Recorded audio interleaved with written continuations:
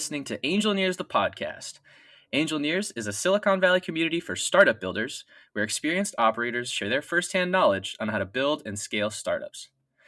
I'm your host, Oleg Kujakov, and our guest today is Brandon Metcalf, a co-founder and CEO at Place Technology, a developer of financial forecasting and business planning software used to serve SaaS and professional services. Today, we're going to talk with Brandon about helping SMBs solve the challenges that come with financial forecasting. But before we get into that, Brandon, welcome to the show. Hey, thanks for having me. Cool. So excited to kind of learn a little bit more about you, and especially for the listeners, we kind of like to start these interviews by learning about the guest. So why don't you get us started by telling us a little bit about yourself? Yeah, I'm a repeat founder. So, like, my background career started in financial services, and then I stumbled into staffing and recruiting. And when I was in staffing and recruiting, I got really frustrated with the technology and software that was available. So I decided we could build a better one. So in 2019, I started building what became my last company, which was a company called Talent Rover. So started building that software in 2009, incorporated at the end of 2011.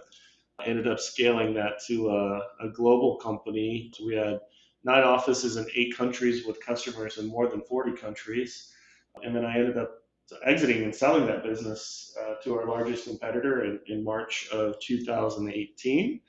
And a lot of what we did at that company actually led to what we're doing now at Place. And what I mean by that is at Talent Rover, we ended up raising quite a bit of money for the business. We raised $28 million for the business. 25 of that came from angel investors, and then 3 of it came from our largest client at the end. And in order to raise that kind of money from angels, you really, I think, have to do 2 things pretty well. You have to execute, which we had great quarters, and we definitely had tough quarters as well. And more importantly, I think, is we also had to understand really our financials. So I built all these financial models out that allowed us to forecast the business and got really good at it, especially cash flow forecasting.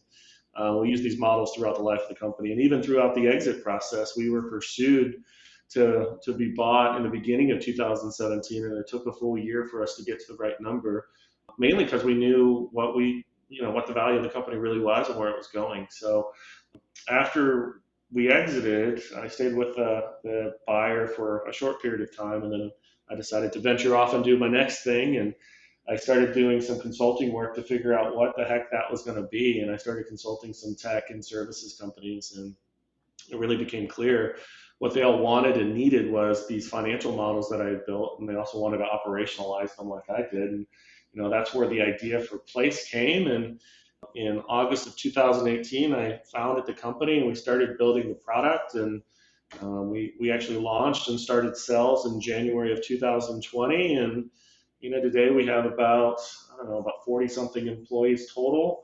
Operations here in Austin, Texas, and then we have a big development center in Jaipur. And we're just essentially trying to solve the problems with finance and financial forecasting that we lived with at my last company. It's been a fun endeavor so far.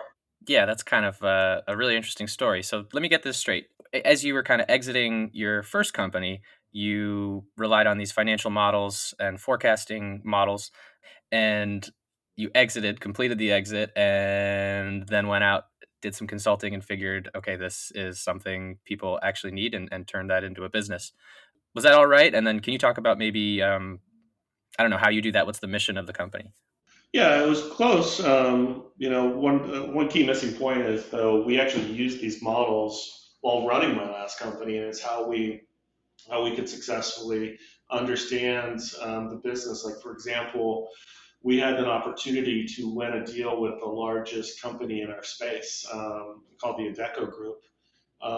And to win this deal, like, we were about a 40-person in a company at the time, and Adecco is a 33,000 employee company. So talk about a difference in perspective. But in order to win this deal, it was going to cost us millions to scale the company. So I was able to leverage these financial forecasts to go to our investors and say, hey, here's the opportunity, and here's some different scenarios that we have. If we want to do this, this is how big this deal could be for us. And, that comes with a price tag of how much cash we're going to need to raise. And, we had some really supportive investors that said, let's do it, let's go big. And ultimately, it's what made us have such an amazing exit that we had. but it was really that understanding of those financials while running the business. So the rest of how you explained it is exactly right. That we used it then to actually, understand the value of the company, so we could exit and then start to help other companies solve this same problem. Where if we didn't have the 7 years or so of actually using these models on a daily basis to really understand and perfect them, I don't think we'd be able to do what we're doing now. But because we have, and we learn through the school of hard knocks, if you will, of what works and what doesn't work with these forecasts, I think we're in a really good position.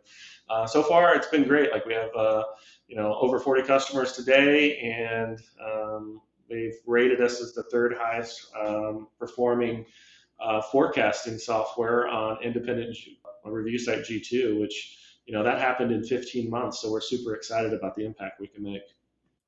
So it sounds like you have this very kind of marketable talent or skill when it comes to financial forecasting, and we're kind of here still learning about you, the guest. So was that something you were always interested in, or did you sort of, like you said, develop that through experience, the School of Hard Knocks? Talk about your experience or interest in finance.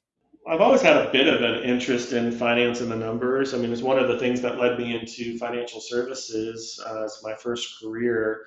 But I don't have an MBA, or I didn't really go to school specifically for finance or anything like that. It's just it came natural to me. I've always understood numbers and how they work and why they work the way they do. Similar to my experience with software, like when I decided to build Talent Rover, I'd never even worked at a software company, much less built one and managed one. But it was also something that kind of just came to me. My background's really more of a generalist, so I've done a lot of different types of role, mostly leadership roles throughout my whole career, but in different industries and different focuses and different size teams and all of that. And I really think, what makes me successful doing what I'm doing now is that experience, that, doing different things, understanding really what makes a business tick and why it works the way that it does. And, I lean on those skills every single day to run the company now. Yeah, I want to keep asking. Tell us about that path and like what'd you study in school, and talk about maybe a couple of the jobs you had out of school. Yeah. So communications is what I studied, which is kind of generic in general, but I've never been a huge fan of school in general. I'm actually in the process right now of completing a 3-year program at a Harvard Business School, which I think was one of the most amazing things I've ever done. So I was supposed to finish that last March, but obviously with COVID, things got delayed. So I go back for my final rounds here in August and graduate at the end of August, which I'm excited about. But school itself, I wanted to be in business. Like even in high school, I took a jobs program. So my junior and senior year in high school, my last 3 classes of the day was actually going to work at a newspaper, and I managed. Really accounting for a classified department in our local newspaper, and just absolutely have always been fascinated by business and love business. So I've tried to work as much as I can, and started off at the bank doing personal banking, and then when I turned 21, I got my first banking center to manage, which was exciting and a huge responsibility of, not only managing the bank and the people, but managing the P&L and L and understanding how P&L works and all of that. And then just kind of grew from there. What I think the real secret to my success, though, is more relationship building. And I've always had people take me under their wing, like at the bank, at an executive vice president, Gail, who I had a frank conversation with her. I just said, "Hey, I want to build a career. What do I need to do?" And she's like, "All right, well, here's the goals for you. Go and accomplish these." And I said, "Fine." And I went and I crushed those goals. And then I said, "What's next?" And that's kind of the secret of everything I've ever done, is finding smart people that I can get to invest energy into me, and then trying to exceed their expectations, and just constantly challenge myself and grow. And I went from managing banks in Orlando to, they sent me to Chicago to open banks there, because Bank of America, which is who I worked for, was just launching their retail banking centers there, and did that for a little while, and then started to get bored and wanted to do something else. So I stumbled into a job posting for a division of Kelly Services, which is a pretty large staffing firm. So I took that job. I moved from Chicago to Denver, and was a sales manager for the Colorado market, and did really well there. Within 9 months, I was the number one person in my division. So they sent me to Sacramento to rebuild that market. So I did that. And 6 months after that, they sent me to Northern California to run the Northern California region. And I did that. And it's kind of funny how life works, where I was managing that region and I get a random call from this guy named Kent Gray who said, "Hey, I want to go to lunch with you." And I'm like, "Who the heck are you?" And he's like, "Just come to lunch with me." So I go to lunch with him and find out that he owns an executive headhunting firm in San Francisco, and he was recruiting me to come work with him. His sister-in-law managed a division inside of my regional office. So she backdoored me to him essentially. So I went and decided to make the leap and go work for him, and started off doing headhunting for like CFOs and VPs of finance in the Bay Area during a big boom time. So like interacting with the CFOs of these top tech companies was pretty interesting and really, really exciting. And, again, leads to kind of where I got to now. And then what really changed is I was about, I don't know, a year and a half into that job, maybe 2 years into that job. And I got a random phone call from Google. And, when Google calls you, you go to see what Google wants to talk to you about. So I went through, I don't know, at least 10, if not 20 interviews. And they ended up making me a crazy offer to come and work. So I went back to Kent and just said, "Hey, like Google called and wants me to go work for them. I'm kind of excited about the position, but also like what I'm doing here, but I don't know what to do." And again, building on this relationship theme, Kent said, "Give me a few hours and let's have a conversation." So a few hours went by and we ended up chatting again. And he's like, "Look, I can't pay you what Google's going to pay you, but you're probably one of the most technical people I've ever met, and we have a need to grow our company, and we have a need for someone to lead technology. So why don't you take on that job?"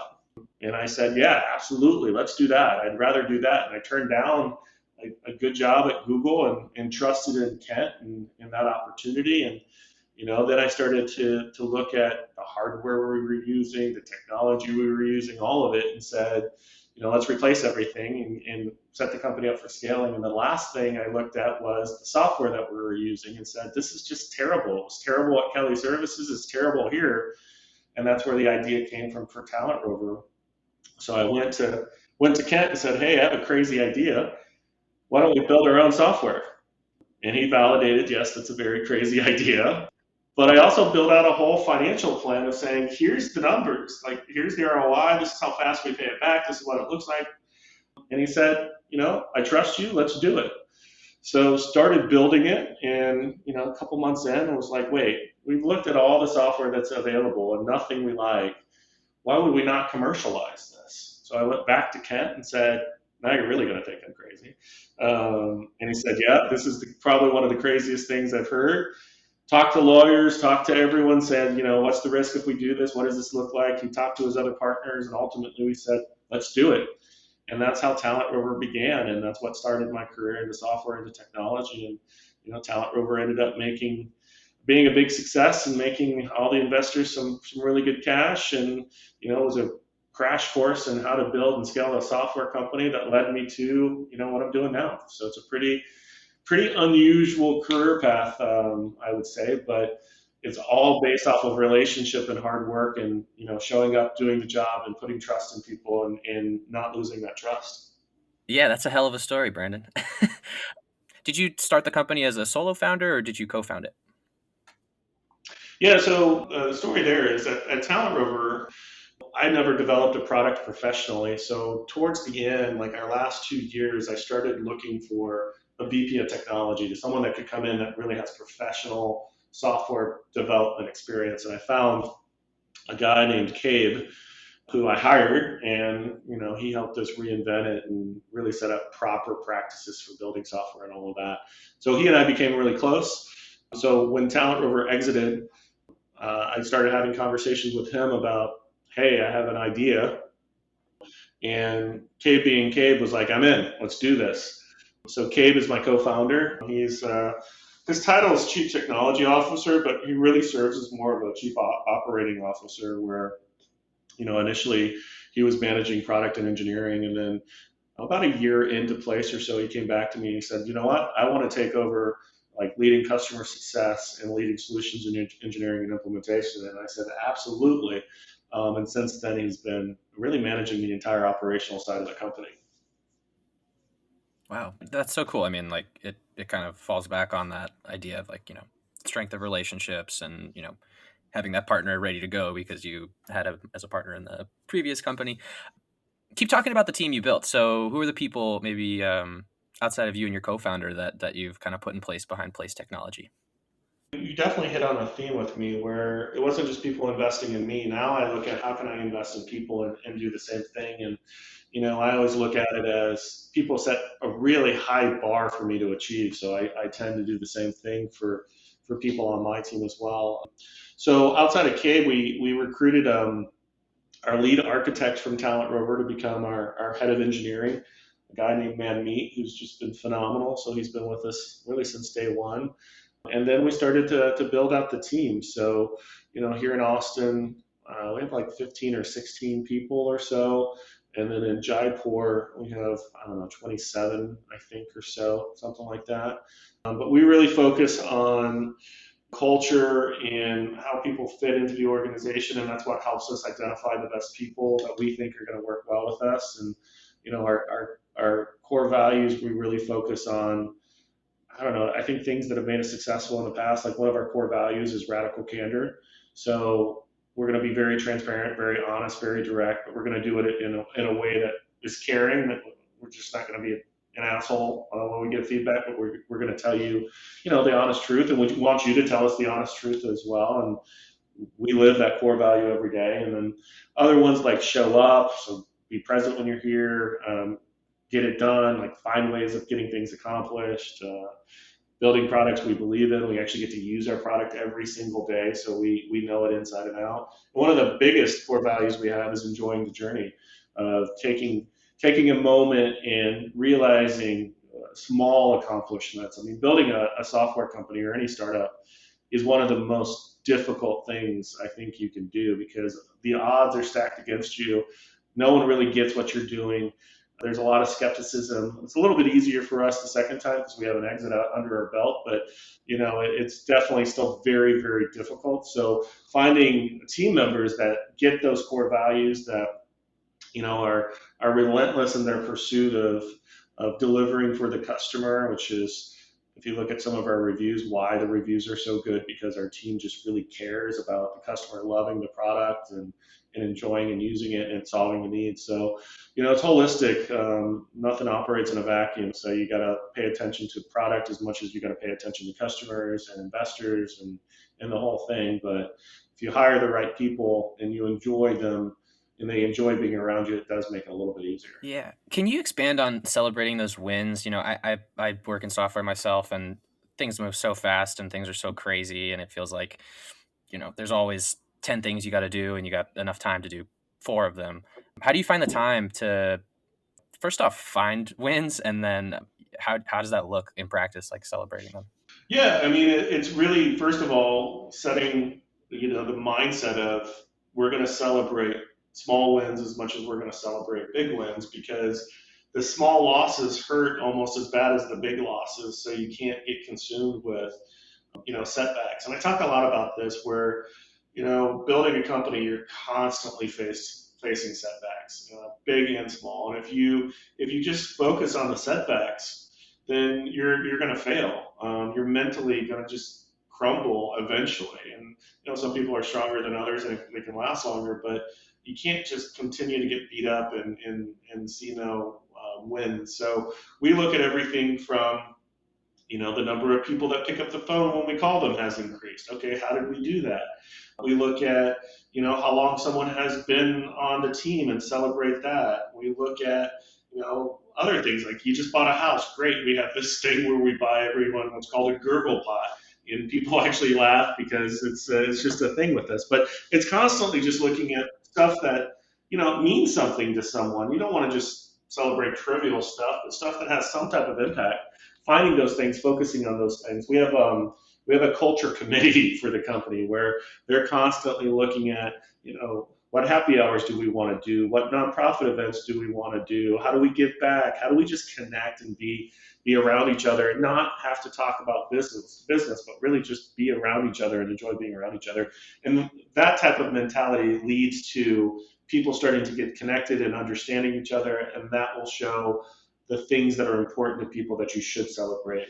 And I think that's far more meaningful than just hitting a quota or something like that. If you can find what really connects you with your other team members and you find what's important to celebrate with them, then you're building a different type of culture where it's not just how's the business doing, it's no, how's the team doing and how are people feeling. Gets back to relationships. I had to Google gurgle pot while you were talking, and it's a very cool looking kind of fish vase type of thing. And I might have to get one myself after this if you don't send me one. But let's get back to the interview here. I want to hear about kind of the value proposition. You did mention it's these models of financial forecasting and more. So why don't you describe in your own words the essence of your innovation at Place Technology? If you think about corporate finance, it's a really tough job. And the people that do that job are typically really brilliant. I mean, the amount of pressure that they have on making sure that the numbers they present back to the executive team is right is critical. Like, no one wants to go into a board meeting and all of a sudden realize your numbers are wrong. So it's immense pressure.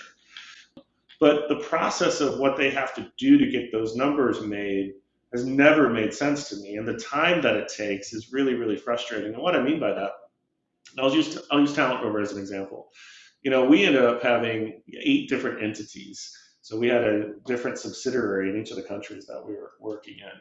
So at the end of the month, it would take at least 30 to 45 days for accounting to be able to get us updated financials to understand how we did that month. And then with our financial forecast that we build in the spreadsheets, you're looking at hundreds of hours every single month just to keep those things updated. And I literally spent half of my time on an airplane flying around the world to our different offices and seeing customers.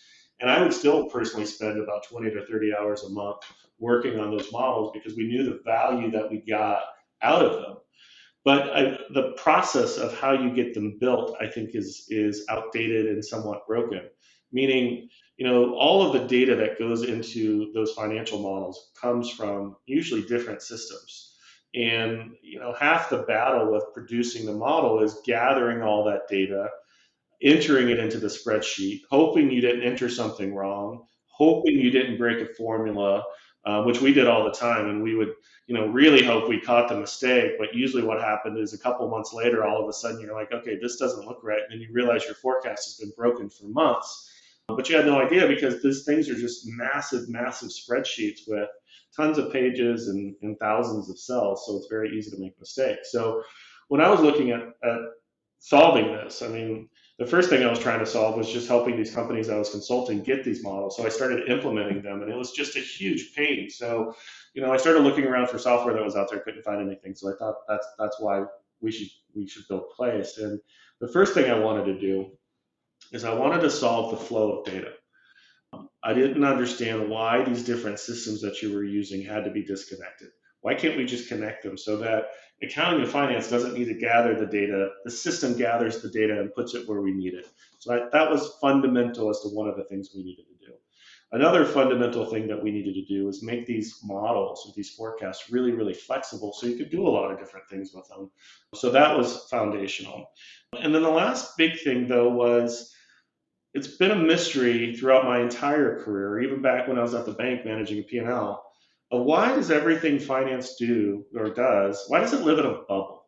Like, why is it such this big secret and mystery, and why does no one have access to the systems that they use? And, finance needs information from the business that they trust and understand in order to put that in the model.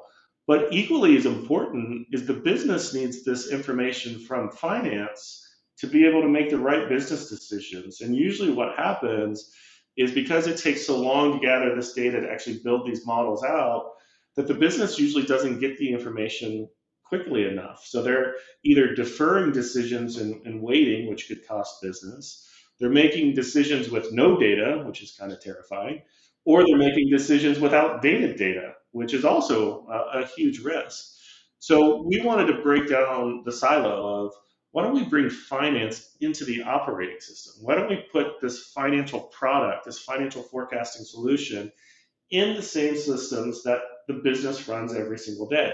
So our product is actually the only financial forecasting product that's built on the Salesforce.com platform, the platform that sales is in, support's in, service in, everyone else is using this platform. Let's bring finance into that, so finance has direct access and can collaborate, and the business can get this information in real time.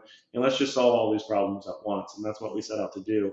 I've been building products on Salesforce since Talent Rover. So Talent Rover was 100% built on Salesforce. So, I learned through the years of building Talent Rover how to build a good Salesforce-based product. And, the combination of the Salesforce experience, the combination of these financial models that we built, and the combination of just building businesses and running companies and managing people is, I think, our secret sauce of what makes us unique for this. But, ultimately, customers buy us to do two things. One, streamline their processes so they don't have to manually do this copy paste things. One of our clients called it the BS copy paste process, because it's where his whole team spends all of their time is moving data from one system to the next. So how do we solve that and then give you real-time live financial forecasts that don't just live in a bubble with the finance team, but the business can see at any time they need? Awesome. So that kind of you told me what the value is, or what it does for your business. What is it? Why is it important for your customers? Is it just to make better decisions, more informed decisions? Is there something else there that I'm missing? Definitely making better decisions faster with real-time information so they can see it. But then the efficiency piece of cutting out all the noise and allowing the system to gather the data. Most finance people want to be strategic. They don't want to just be, numbers crunchers or bean counters or whatever you want to call it. They want to they actually want to be financial advisors to the business. They want to say, hey, we've got these numbers. Here's our interpretation of these numbers. Here are the recommendations we think the business needs to do. They want to have a seat at the table. They want to drive business outcomes and not just be, scorekeepers, if you will. And we enable them to do that. We enable them to actually pay attention and analyze the numbers versus crunching them. Well, that's really interesting. Let's move on to the market and talk about kind of who else, if anyone else, is kind of doing this. How competitive is the market that you're in? So we are in a very old industry. Financial forecasting software has been around for decades.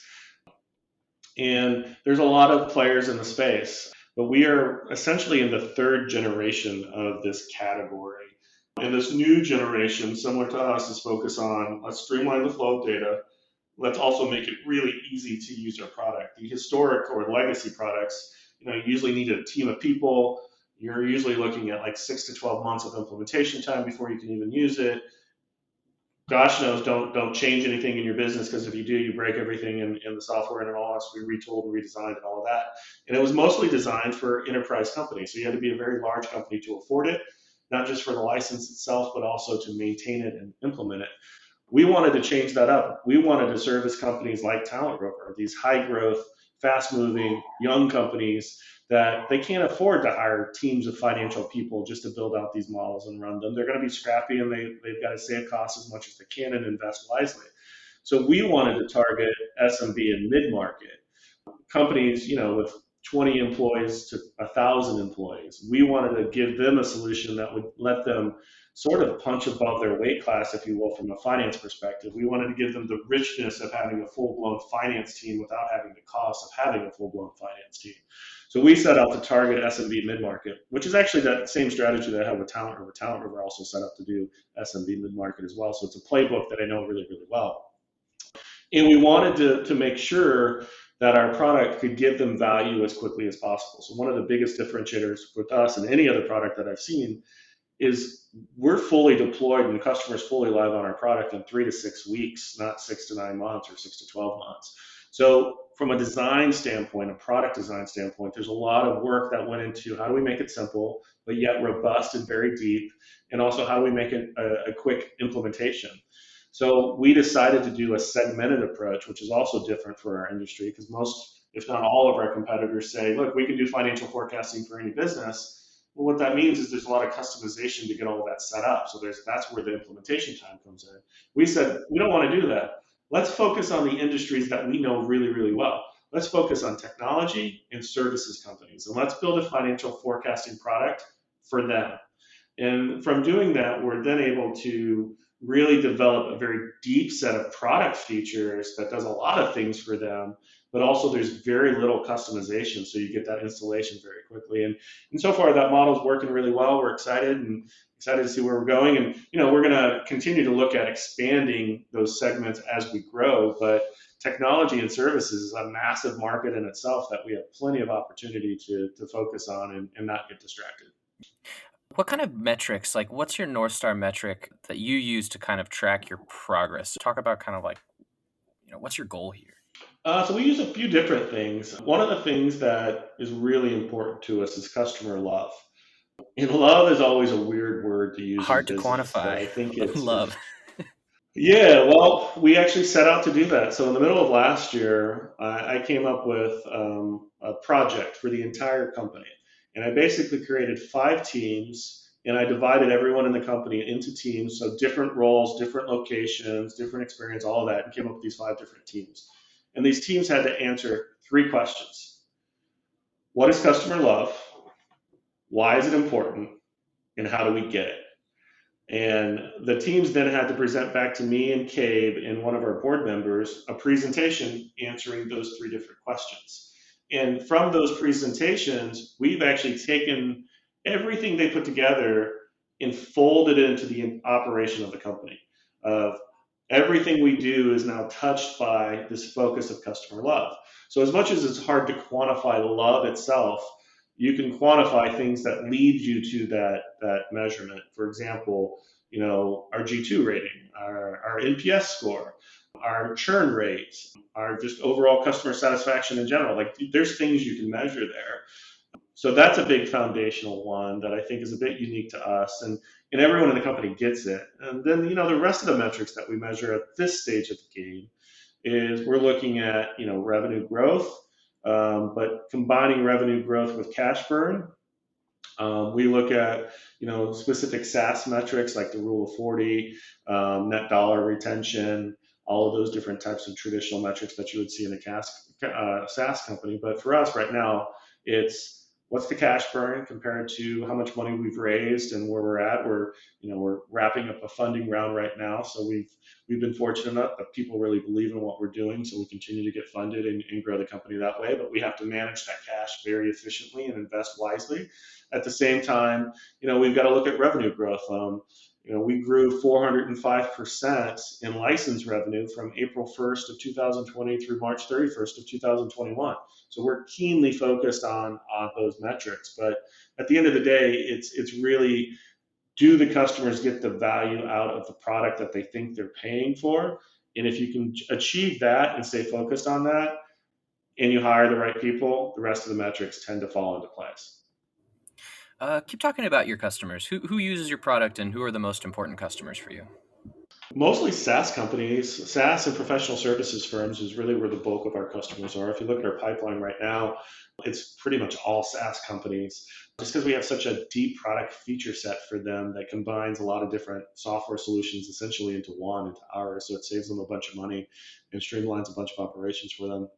The users of our software are the finance and accounting team primarily. So we call them the actual buyers. And then we have beneficiary buyers. So the people that get benefit from our software who aren't the daily users of it are like, the CEO. Like I can literally open up my iPhone and I can see all of our financials in real time on my cell phone. So if I'm ever out in an investor meeting or whatever and someone asks me a number, I just pop open my cell phone and I'm like, here it is. Not only for historic, but hey, this is what it's going to be a year from now. So yeah, and then like we do other things like because we're in the operating system, if you look at like a marketing manager, for example, so marketing managers are very used to using Salesforce to measure like inbound leads and conversion of those leads and all of those marketing metrics.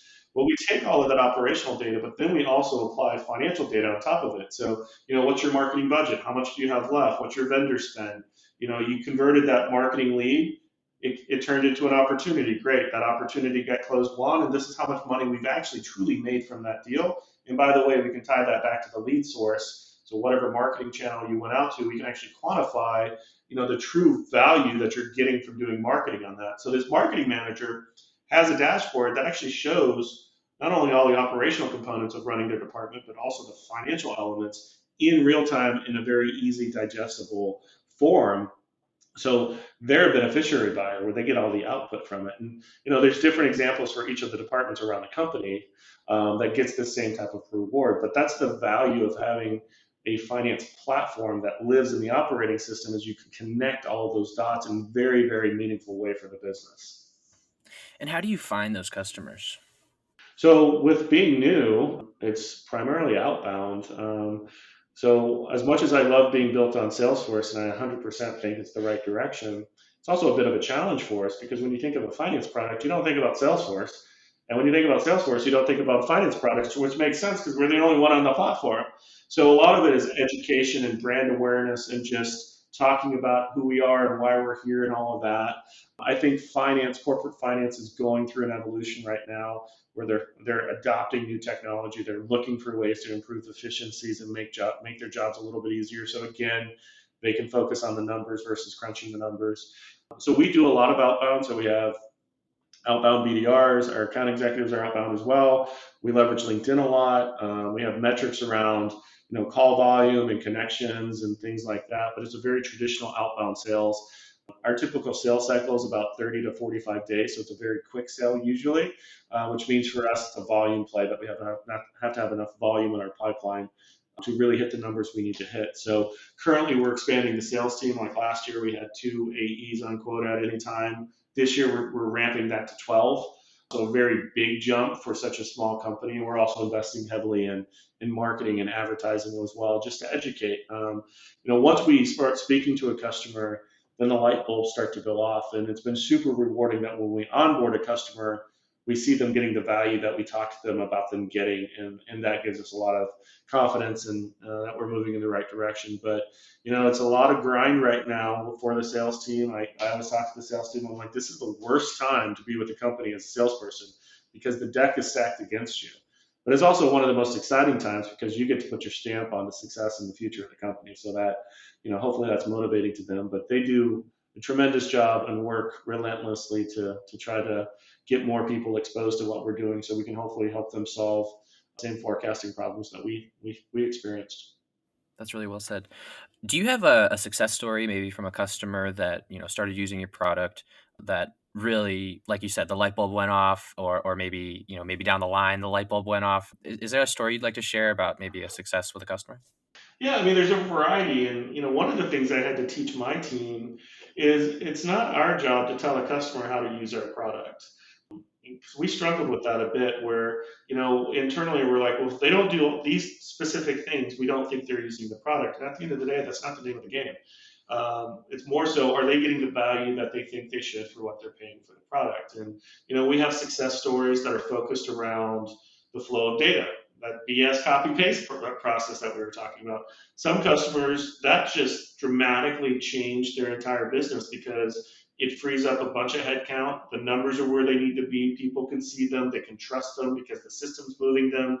And there's some big wins there. There's others that are going out for a funding round. And one of the key features of our product is cash forecasting and a lot of different scenario planning around that cash forecasting. So we can actually help them figure out how much cash do they need, why do they need it, where the use of funds going to go, like all the questions that investors are going to ask. Our product speeds all of that up, and we've seen clients be able to get through funding rounds faster because their financials are so solid and they don't have to worry when they present to an investor that they're potentially going to find something that's wrong. We also see from some of our customers from a sales perspective where the sales team get to actually witness the deal closing and they get to see what their commissions are going to be for deals that have closed, but also the commissions for deals that are about to close. How much money are they going to make from those? And that has helped a lot of customers. So it's kind of all over the board with just different parts of the product really helping different customers in meaningful ways. But that's also one of the exciting things and why I tend to call it a platform versus a software, because there's so many different ways you can use it to get the value.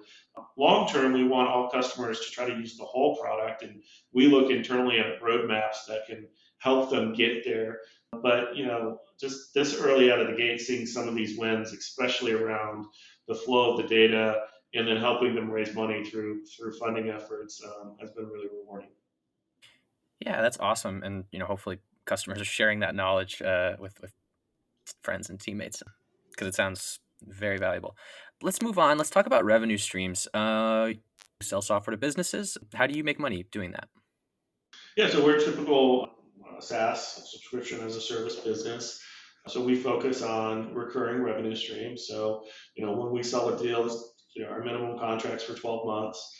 So then we get to recognize that revenue and bring the cash in based off of the payment terms and all of that. And, for us, it's a subscription business. So you're kind of creating a bit of annuity where you're wanting people to renew, which is why customer love and customer success is so important, because you work so hard to bring a customer in. You want to make sure you retain them for as long as you possibly can.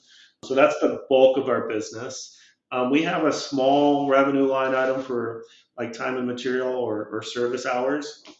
One of the key things that I learned at Talent Rover is it's very difficult for a software company to be both a product company and a services company, meaning it's very difficult to be the company that's developing the product in the same company that's implementing and customizing that product. And we decided intentionally at Place that we were a product company and we were going to use partners to do the implementations and the customizations. We feel that's much better value for our customers, and they get the best of both worlds. And then behind the scenes, one of the reasons for that I learned during the exit process is when a SaaS company gets acquired, usually they don't care too much about your services revenue. I saw that services line get pretty much scratched out from the valuation of the company, and the only thing that they were really focused on was what's the recurring license revenue. So knowing that, learning that, it really made the decision even easier to separate and say we're a product company and not a services company. It just benefits the customers more, and long term, it's going to benefit our investors more. And it makes it just easier for us to focus on some key core metrics with growing the business from a revenue standpoint, from the licenses versus trying to do everything for everyone. Yeah, that makes a lot of sense.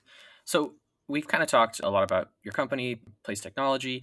Now I'd like you to look back and tell me what are some of the key milestones that you've achieved along the journey so far, and where do you stand today as a company?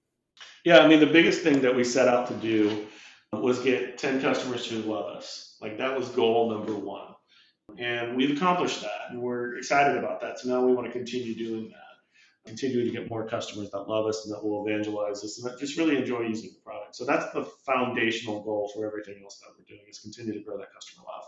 Revenue growth is obviously important in how fast we're growing. Like I said, I mean, from April of last year through the end of March this year, license revenue growth grew 405%. So we're achieving those goals.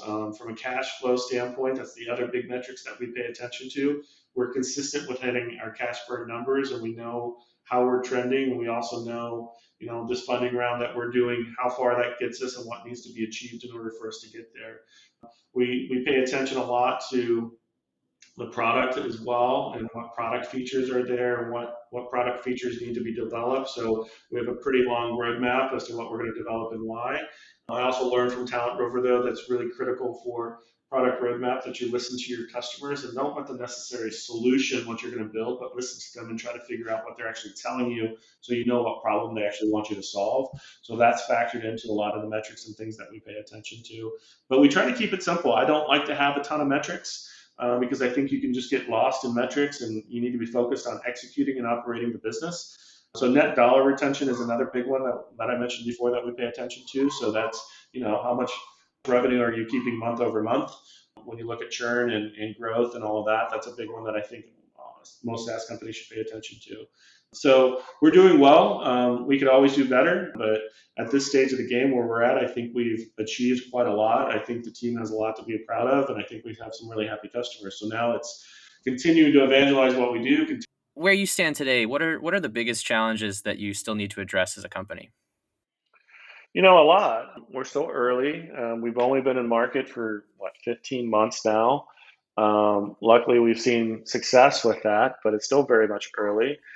We've spent a lot of time on really focusing on making sure the product was very stable and solid and does what we say it would do. But with any software product, it's never perfect and it's never finished. So we have a ton of stuff that we need to do and that we want to change and fix, enhance, and all of that. So Mhm. pretty extensive and aggressive product roadmap. At the same time, we are a new organization. Our sales team is new, so we have a lot of work to do on training and developing and continuing to expand the sales team and making sure they're set up for success with the right metrics, but also with the right tools and knowledge and leadership to coach them and all of that. And I think our sales leadership team is doing a great job, but the team is still super new. So I think that's the other big challenge. And we definitely have a lot of work to do around evangelism and brand recognition and really just getting the word out that we're here and this is what we do and this is what makes us different. But this is why we think this is valuable and this is why we think we actually solve the challenges that corporate finance has really well. We try to be a company that doesn't have big egos. That's another thing that we really focus on is, even with the success that we're having, there's still many things we could do better.